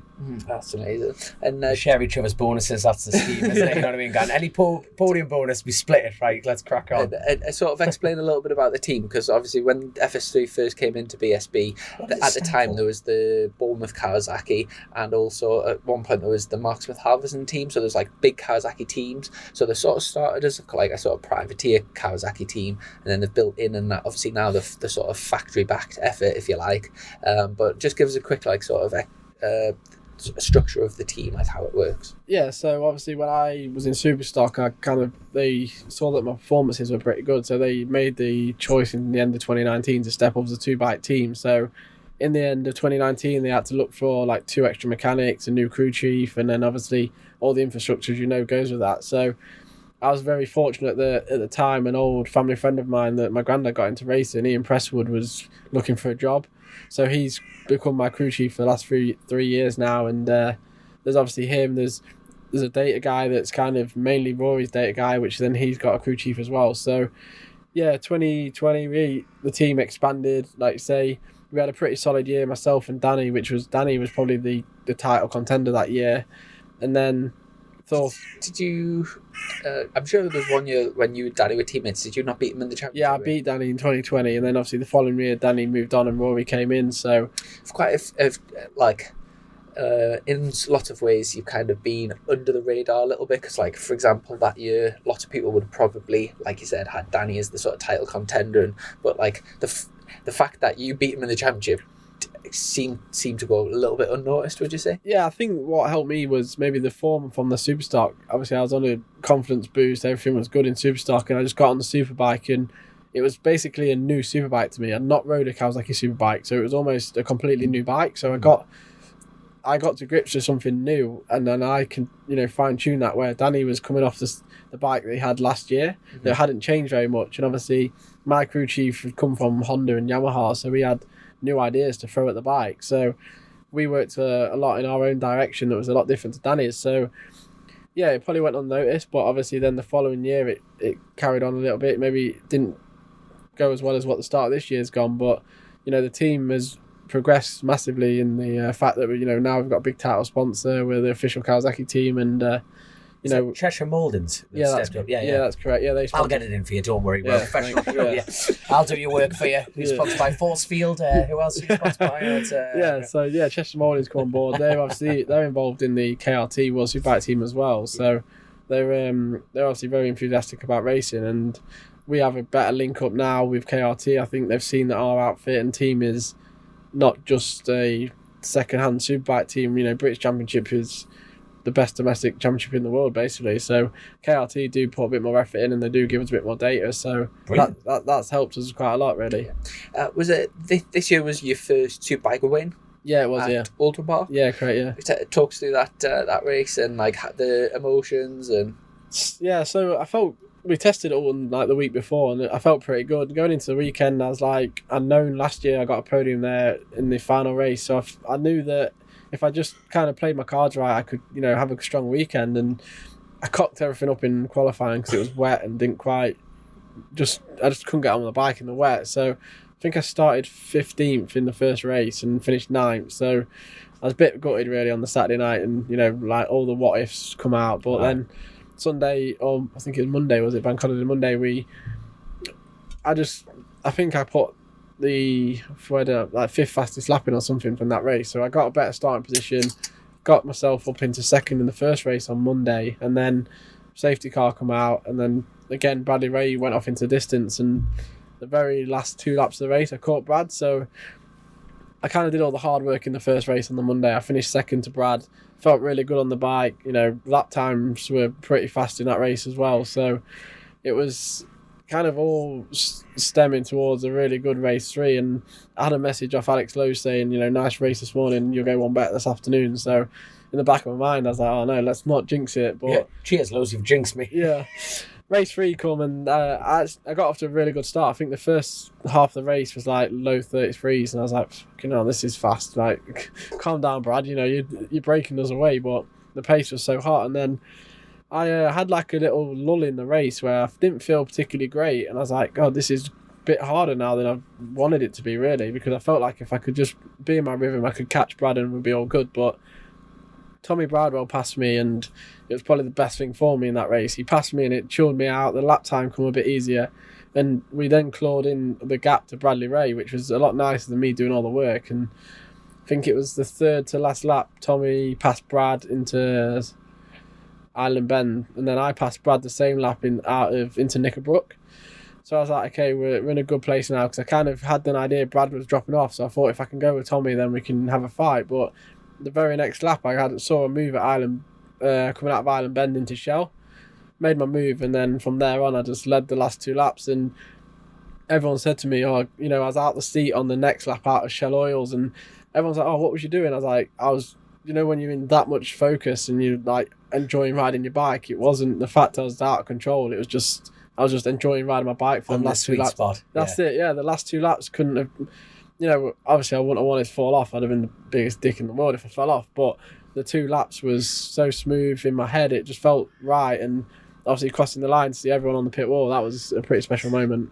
Amazing. And I think we did a podcast that weekend straight after with Steve D. So it was like, and we talked about it on there. But yeah, I think it was a very popular win, and obviously I think the duration of my Superbike career it's been a long time coming in my eyes. So yeah, it's nice to. Up till that point, how many starts did you have in Superbike? I think it was like my 150. I want to say 150 or 114 or something like that. I can't. Is that across all championships in BSP? Just Superbike. Just Superbike? I think it was just Superbike, yeah. Just goes to show. We're sitting opposite Benjamin Button here. There's no way you've done that.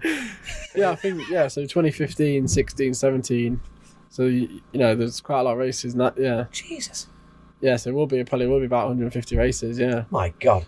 So now that you're armed with all this new self-confidence and, you're feeling the rhythm and feeling the ride, get up bobsled time. But which round, are you most looking forward to for the rest of the season? Have you got a score to settle with Hickman coming back?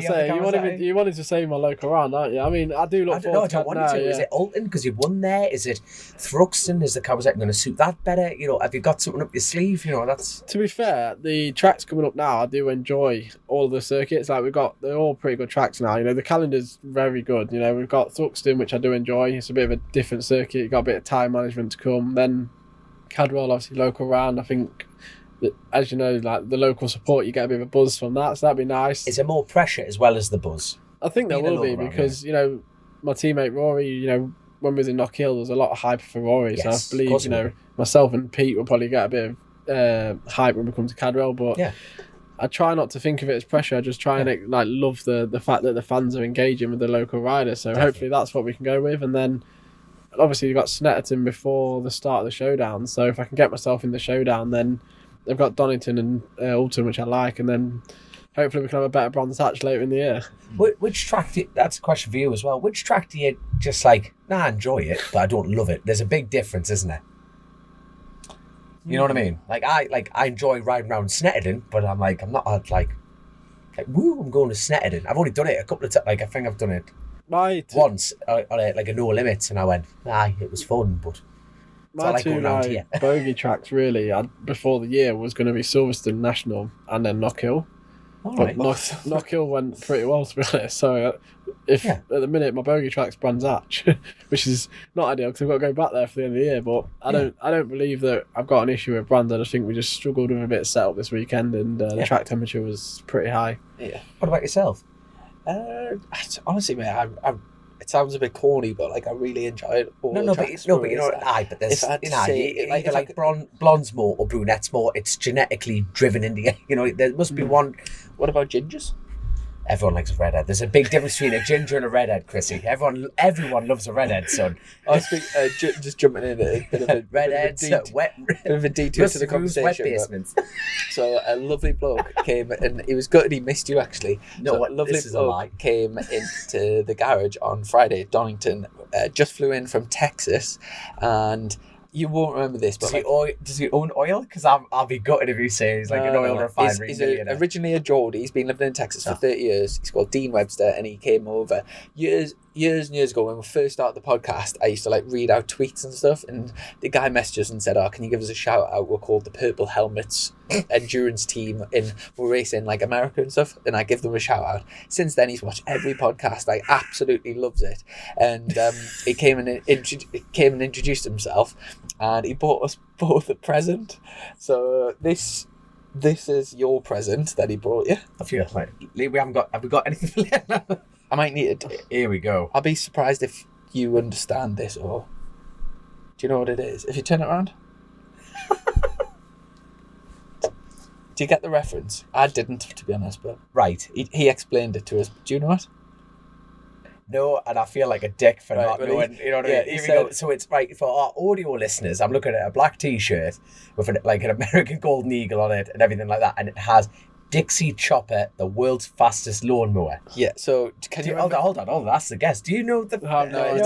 It's a reference to you. So can you remember ages ago you said your ambition in life is to have a ride on lawnmower? Yeah. So that's a reference to that. That's a great question. Go on. Sorry, carry on. For me, he brought it ages ago. I once mentioned that do you ever watch Motor America? Yeah. Do you know the person that presents it? I can't remember her name, but she's red hair. Yeah. Like absolutely stunning. Redhead. You see how you changed? You went from gingers to like a redhead is hot. Like, you know what I mean? Maybe like a year and a half ago, I just mentioned the fact like there was like this really fit presenter on Motor America. Anyway, look, so he's got his a signed picture. I can't even remember her name. It's Kyle Wyman's. I can't. But, she's a redhead. Yeah, he got us a signed picture. How cool is that? That is class. Signed to Chrissy. Remember when Tony? Chrissy, good luck. And then what's her name? I can't remember. That is so cool. But there, I feel like that's that's getting pride of place. I put it there, and every guest that comes in, going, who's that? That's me mum. But yeah, it just goes to show it's mad how we're sat here. There'll be people listening to this in every part of the world, some really random places. But yeah, I very much appreciate that. But I tell you what, thank you so much for the presents. Honestly, thank you so much. And like part of the story was like, when do you know you've made it, and what's your dream ambition? And for me, I would love a fridge that dispenses ice. Right, and I want enough grass to cut with a sit-on lawnmower, and he wants "fuck you" money. You know what I mean? Like that was like the reference, wasn't it? Yeah. I think so. Yeah. Yeah. So, what about what would be the ultimate dream? That's my honestly that for me. When I've made it in racing? No. Like, you know what? Like this, we're all living in the moment, and at some point this will stop for us. You know what I mean? That's life in general, and we're just riding the wave. But kick back. And for me, sitting there going, you know what? I've got a house with a fridge that dispenses ice, and I cut me grass with a sit-on lawnmower. You're like, I've done all right, with the added backstory to it. What about what's the crack for you? With me Dixie Chopper. I think, yeah, I don't know. Not that I'm like wishing to have kids, but I think if I could have a son that would love to get into motorsport, I think just sitting back and watching them either ride their BMX around the garden or the little PW50, you know, that'd be pretty cool. And whether they want to go racing or not, just having that little whether they want to go or not, they won't have a choice. They'll be going. Son, I'm not robbing old people on the weekends for you to sit there if it's that class. No, but hey. No, to be fair, I used to see everyone with like electric gates or like an electronic garage door. Yeah. I used to just love the fact that if I had my own garage door buzzer. But to be fair, I have actually just got electric garage door. So drive on your driving now. Done. You see, they are. It's those proud little moments again. I ain't got to go in the house to open my garage anymore. I can just drive up and go doom. That's quite cool. Right? You see, you factory. Not as fancy as you think, though. Just the electric. Hey, still, you see, Lee Jackson, British Superbike rider. What was your ambition? The garage. They are awesome, mate. Absolutely awesome. So, we've had a great day at Bennett's. We've had a cracking interview here, but I'm just trying to think. You know, what's the game plan? What is the game plan? So, what's left on the calendar for British? You know, so you've got seven rounds to go. So after, the next round, Thruxton, Cadwell, Snetterton, and then the showdown starts. Yeah, that's right. I was about to say I've missed one because this month's. Oh no, sorry, we've had 5 rounds, 6 rounds to go. Yeah. So that's it. So Thruxton, Cadwell, Snetterton, and then the showdown is really compact. Can't remember which order. It ends in Brands, and then it's Alton and Donington. I think it's Alton, Donington. Yeah, Alton, Donington, then Fantastic. Where are you currently sitting in the championship at this point? Currently 3rd at the moment. I think. Mint? Yeah, it's not bad. I had a bit of a tough weekend at Brands. The gap before Brands was 26 points back to 4th, and it's now 13. So it's not horrendous. It's still a pretty nice gap, and then it's another 4 back to 5th. So it's quite a good gap. But I'm trying to find like some timber here. But do you know another card game where you can stick or twist? Do you know if this was in practice, if you could stick or twist on your current championship position, would you stick or twist? Do you know that reference or not? Yeah. Against what? Against like, so if at the end of the season, if you could confirm that you're definitely going to be in the top 3 of the British Championship, or are you going to twist and have a go at winning it? Well, but with the chance of coming 6th or 7th. Yeah, I had this chat like 10 minutes ago. She said, what's your goal this year? And my first thought was top 3. Yeah. And she said, what about winning? I was like, I kind of undersold myself there. Obviously, I want to win the championship, but of course, that's a very honest answer. I would stick currently because obviously the dream would be it'd be nice to get top 3. You know, and everyone's at Hatch end of the year, stand top 3 on that podium. But obviously, if I don't see why I can't get into showdown and fight hard from Alton, Donington, and Brands to the end of the year and not be fighting for championship. Class. Got a long way to go. Yeah, we got another we got 9. What is it? 9 races before the showdown starts. Do you know? Long way. Yeah, it is. Yeah. Do you know, looking back on, so right now, looking at your whole career, are you? How satisfied are you? I was about to say, when's this question coming in? I love this question. With what you've achieved so far, obviously everyone could have said, I could have done this better and I could have had this break or whatever, but so it's go on, out of 10. Out of 10, I mean, I'll go 8 or 9. I mean, it's not bad. I think the BSB win was a topper, but I don't want one win. I want to, obviously as anyone, I want more. So I want to try and get another win before the end of the season, if not a couple. I don't see why we can't at a few tracks. So yeah, I think, I did pretty well in Stock 6, Stock 1000. I did pretty much what I could, barring win the championship. Superbike at the minute, if I could get top 3 to win the championship, then I'd be pretty satisfied. I think coming the way of maybe wild cards or trying other options, I think maybe that's a bit of a 2 out of 10 because I've not really done a lot of that. I think there's maybe been 2 opportunities I could have maybe took, or tried. I think there was a chance I could maybe rode the Pedicini World Superbike recently, but I'm in a bit of a patch where I think my bike and my season's going pretty well. I don't want to jump on something new and different and just wreck the confidence I've got with my own bike at the moment. Yeah. Well, you regret the things that you don't do in life. Is that the world's element? Do you reckon? Look, but it's great to have that. You had such a confident answer, going, no, balls to that at the moment. You know what I mean? But would you?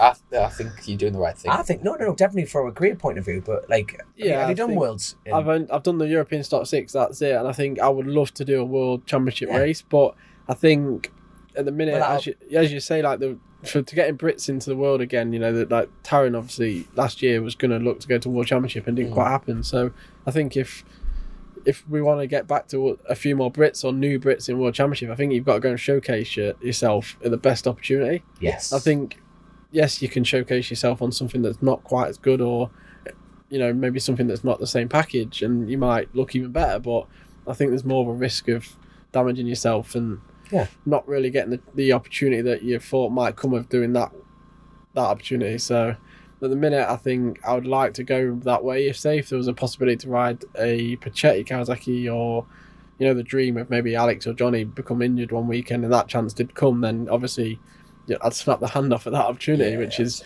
obvious. But I think if you were going to do it, you'd want to do it properly, like test. Yeah, and I don't want to be big-headed about that. I just think at the minute my season's going pretty well. I've had the one tough round, but I'm happy with my bike. I'm happy with my team, and I can pretty much know I can get on my bike and be fast and competitive. Where I don't want to go knock my confidence and try and learn something new for the sake of just that one weekend.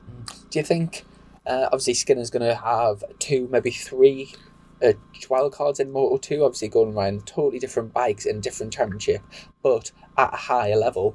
Do you think that's gonna, if you had to predict, do you think he's gonna come back a stronger rider at BSB, or do you think it could dilute his focus? And do you think are you pleased that he's going to do? Are you going to be? Dilute? Yeah, that's a good question.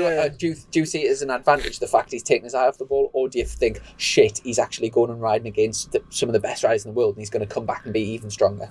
I think, like you say, it's a higher championship or higher level championship. So I think that will be, for his riding aid, that'll probably improve, or maybe gaining a bit of experience. But it's one of them, it's before and after a round, in between another round. So it might hinder his focus at British Championship. But, it's tough. He's still young. And if that's the route he wants to go, he's got to give that opportunity to go this year to make sure he knows for next year. So, the honest answer is maybe it will hinder him, but at the same time, he's young, so he might not. Is it quite obviously everyone wants to beat the teammate. It's like a big thing. It's no secret in racing. In terms of like how your self-esteem, if you like, on an evening at racing, would you prefer to be like, say, second but behind Rory, or fifth but Rory's 10th? So like, I love it. Good question. Yeah. I think that's any team. I tell you what, I'm going to actually soften this up by answering what I would do in that situation. Go on. 100% him in 10th and me in 6th. Fifth, really? 100%. Like, that's my answer. That's not against Rory. That means teammate, piss off. I'm in front of you. No, I get the teammate thing. I think if you get caught up in just wanting to beat your teammate all the time, I think you end up defeating yourself. And I think there's 30 riders on the grid that you've got to be, not just your teammate. So you'd prefer this. I think if I was second to Rory's win, then I don't mind that. Obviously, the little kick of your teammates won, but I still finished second. And I think you'd rather take 20 points to 10 points as well. And that's actually a bit of a too detailed answer. But there you are. Congratulations, you made me look like a dick. I think that Dominic, you don't seem to be a team player, son. It's like, but I'm honest.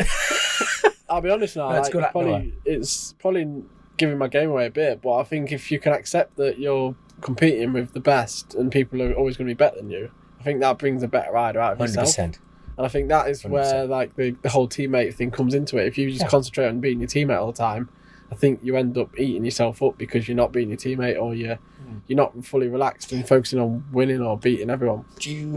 In fact, I have actually mentioned this many times across the podcast, which you might have heard, but out of all of the people we've kind of grown up around, there has, people and I know people that they've been our best mates at some times, and then they've had success, and they're not your best mate, if you like, and they sort of go on. And people, I can name lots of people that when they're successful, they're really arrogant and boastful, and then when they're doing shit, they're really humble and nice. Where like one thing you've always like been just always the same. You'd never know if you're winning. Consistently a bit. You're always just like approachable, nice lad. Do you notice a big difference in like the atmosphere in the team and just like how things are in the team if you're in front of Rory or Rory's in front of you, or is it is everyone pretty chilled? I think as a team, it's not the biggest team. I think we're all there for the same reasons. Like the Rory side of the garage, say, was like the first lot of crew that come to FS3. Yeah. So, like my side is a bit newer to the team. So I think we all get on really well. I think there is probably team rivalry as such, like they want to beat them, but it's not boasted or, it's not there isn't a brick wall between me and Rory. We are pretty, we get on pretty well, and the data isn't fully shared, but we do speak about stuff. And so, like, do you know when you beat him at Knockhill at his home round? Was he like graceful in defeat, or was that? I think obviously he beat me on the Saturday, which I was annoyed about in the process of that. But then I think this Sunday race maybe hurt a little bit more because it was a bit of a battle, and I did beat him, but.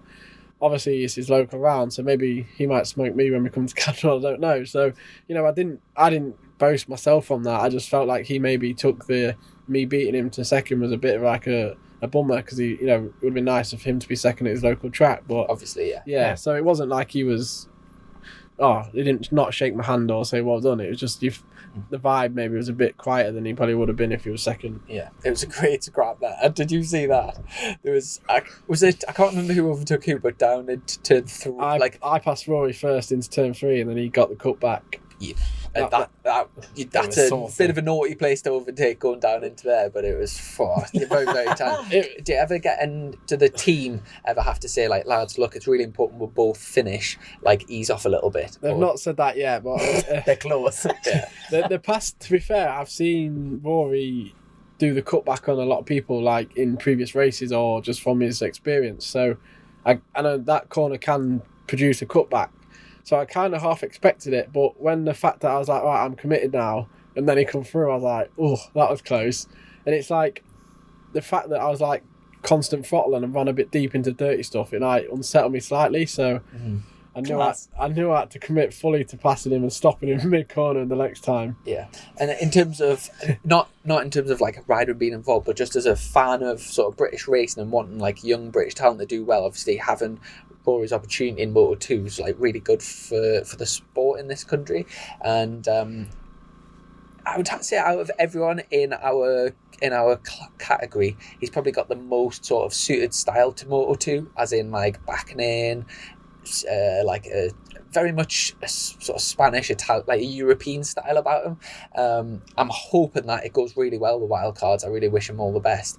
How do you think he'll get on? Yeah, I think his style is still quite 600-y. Like, he loves a lot of corner speed. He always drags his elbow. His elbow's always down. So in the respective like a Moto 2 style, a lot of them boys run a lot of corner speed still, and I think he'll go all right. I think in Moto 2 though, there's going all right, and then there's being in the top 10 as such. So close. I think he might do a good time, but he could still be last because they're so close. So it's just about, I think for him it'll be about not letting the time or position defeat you. Just put your riding against their riding, say, and because look at Sam and Jake, they've been in it a few years now, and they can still have a tough session and be quite far down the order. So great comparison. When he compared against Jake, and I think he was meant to test a few weeks back, but missed it unfortunately. But he's got Silverstone, then he's got Austria as well. So they are two quite different tracks. So maybe the variation in track might bring a little bit more to it for him.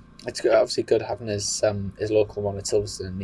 He goes well there. I'm just getting the Patreon questions. I've seen them come through on here they are. I've got a few of them. I'll scan through them and pick the best ones but I'll start with Luke. Go on. Oh no. I'll start with Luke. If there was one current rider outside of BSB at the moment who you'd like to see race against in BSB, who would it be? Oh, good question, Nick. That is a cracking question. Can we edit that out and say I asked it? Can we just like get Grace to change it now? I think if I could race and be as fast as Johnny or Toprak, like be in the same race as them two, I think it'd be class to be behind Toprak because he's doing a stoppie in front of you and you're just there in awe trying to stop. Oof. Yeah. I think Toprak at the minute on top of his game would be someone to be seen. Yeah, 100%. Good question about Ty Kinton. What, in your opinion, has been your best race of your career? That is a good question. I think a lot of people praised me on my win at Alton. I did enjoy that one. Best race of my career, though, I think... Oh, that's tough. I don't know. I had a... I won't say I've had a lot of good races, but, a lot of races in stock 1000 stuck out. There's like the race at Alton when you passed me and then I nearly sent myself to the moon out of Cascade. That was quite a good race because that's when I broke that record.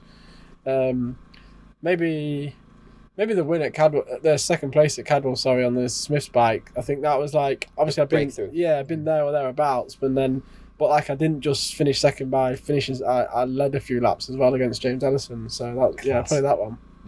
I like it. Got one more because I'm literally heading to Scotland after this. I'm like, chuck everything in. We're going. Yeah. Lots of people asking about, like, say, aspirations of World Superbikes, and I'll go for... I haven't actually read Julian's yet, but I'll go for that. Given that BSB is the best domestic superbike series in the world, and you ride for one of the top teams representing a major manufacturer, does it annoy you that you still have a day job? Cash is king, Julian. Cash is king, especially when you don't get the podium at a weekend. No, I mean, for me at the minute, to be honest, the work... I could leave. It is I've been lucky enough this year that my fiance's company, family business, that they allow me. By the way. Thank you. They allow me to work as and when on their site and plumb the houses. So that is a bit of a bonus at the minute. But obviously, as you know, your mates always need something doing anyway. So I could probably leave it for the rest of this year, and I think. Not as easy it is, but now I've had a good season. If I continue this season, that'll probably help me put myself in a better shot window basically for next year. So I'm in a good place this year. I think going part-time but still doing a bit of plumbing is quite nice for me, just naturally, just from what I've always done. But it's not as flat out, I've got track day today, I've got a fitness test in 2 days' time, so it's not like I'm as flat out as I used to be, or having my boss ring me saying, where are you? Well, I've seen you at 3:30 and I'm off pit biking, boss. Good lad. It's good to hear. The sport needs a future, and if the top lads are struggling to pay bills, you just think, well, let's face it, we all want to be winners, and with winners come a bit of glory and money, don't they? You hope so anyway. So talking of winners, are you going to win this weekend? You're damn right. I'm gonna wipe everyone out. That's the plan. Where are you off this again? Armoy. Don't say that, because obviously, if oh no, there's places you pick. Have a sense of humour, Christopher. Jesus. And he wonders why I don't want to do the TT. Oh, for God's sake. Of course you don't wipe people out in road racing. My God, fucking hell. So off to... that's definitely the plan. And then you're on the 600... Classic 500 as well. So no, it's a very last minute entry, because... when I got my eye stitched shut, it was going to be 4 weeks. Dr. Matthews was over the moon with how the surgery went. So we just released the stitches, and we've rang up Bill, and obviously Milo Ward, God love him, he had an accident in Aberdare, which is he's hurt, he's broke his pelvis, he's had an injury there. So there was a gap in the calendar. Pierre, there's a French rider, great lad, cannot pronounce his name, Pierre. Got fourth in the. He's riding for Patton. He had a great opportunity at the Classic TT, because he was on the factory Patton Classic as well. He's got his foot really in the door there, deservingly so. But he was riding for the Wilson Craig bike in the roads. But obviously he's injured. He broke his kneecap at Aberdare, I believe. Yeah. So lucky, unlucky. Lucky for me, there was obviously. Those gaps came available, and Bill Kennedy and the Armoy Club have been kind enough to let me fill those shoes. And I begged Fran, well, I tell you what, I wasn't begging him, like Fran, because he made plans to go with me originally. Obviously, the surgery got moved forward, and I had to change everything. But Fran, good as gold as always. I said, Fran, can I please pick up the 600? And he goes, yeah, no problem. And so I'm going to meet Fran over there, and I'm really looking forward to it, because I had a face like a right slapped arse with literally my eyes welded shut, listening to the Sub 100, and I'm like, this is just torturing me, just totally torturing us. So I'm very, very lucky that I'm going to go be able to ride on a bike. And I know we keep plugging Bennett's on this episode, but we are here today, and I can't thank them enough how this is tied in. So for me to get back on a bike after the TT, I'm very grateful for that. So go there and dish out some portions, like so. Excellent. Well, all the best. Hope it goes really well. And obviously, I'm running late. A few weeks at Thruxton. Cool. And obviously, best of luck for then. Thanks very much for your time. Awesome. Just No, quick thank plug of your sponsor. Sorry, not your sponsors. Your social media. Yeah, if anyone wants to give me a follow on Instagram, it's at LeeJacko14, and probably check my Twitter out. It's probably my most busiest social media. So That's yeah. interesting. That's quite uncommon, I would say. I think not I read for long. I read Thanks a to the poll on podcast. that. I think I think like Twitter was quite down there. I just don't know what it is. I think I like the link up of Twitter and Instagram. I think for me, Facebook I'm not as involved in anymore. So Yeah. Fair enough. And quick merch plug. yeah, I think to be fair, not gonna lie, this is a bit of an old top, but yeah, if you check out Blackwater Graphics, they're a great bunch of guys. They've got a full range of Lee Jackson merchandise on the website. They're a busy lot, Blackwater. You know, every time a rider comes up, it's a Blackwater graphic. It must be busy. Yeah, Busy. they love Northern Ireland it. firm, aren't Yeah, they? they are. They love it. Yeah, they're keen anyway, so it's all good. Well, that's the main thing. Yes, well, huge thank you to our sponsors, Colchester Kawasaki, and Luke sends us regards, by the way. And massive thank you to all of our patrons. Look forward to whoever we'll have on the podcast next week. Happy days. One more question Thank you. before we go. Can I have the redhead photo? You can take that. Take care. Cheers, lads. Thank you. Chasin The Racin, powered by Colchester Kawasaki. Part of the Global Moto Group, we supply new Aprilia, Moto Guzzi, Vespa, Royal Enfield, Kawasaki, Sim, Mutt and Benelli motorcycles.